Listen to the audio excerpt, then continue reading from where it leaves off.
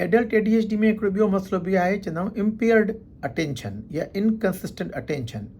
उन्हनि खे उन्हनि ॻाल्हियुनि में ध्यानु न लॻाए सघंदा आहिनि जेके बोरिंग हुजनि।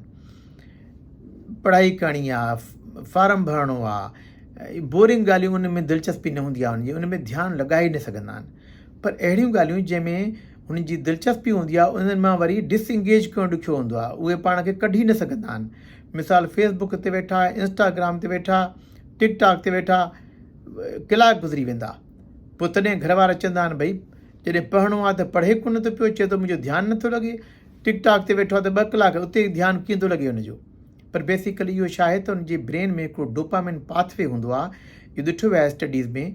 उहे उते जेको आहे रिसेप्टरनि में जेको आहे डोपामिन जी लेवल ई घटि पुॼंदी आहे, जेका ख़ुशी पहुचाईंदी आहे, जेका मज़ो पुॼाईंदी आहे।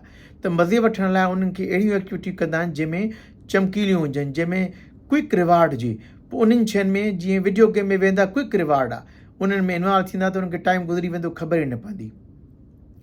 पोइ उन करे उन्हनि खे मसइलो हूंदो आहे, या सब्जेक्ट ॾिसंदो तव्हां उनजे अगरि पढ़नि था पिया, अहिड़ा सब्जेक्ट जंहिंमें दिलचस्पी आहे उहे A खणंदा, उनजो स्कोर तमामु हाई हूंदो, ड्रामे जो स्कोर हूंदो, स्पोर्ट्स हूंदो।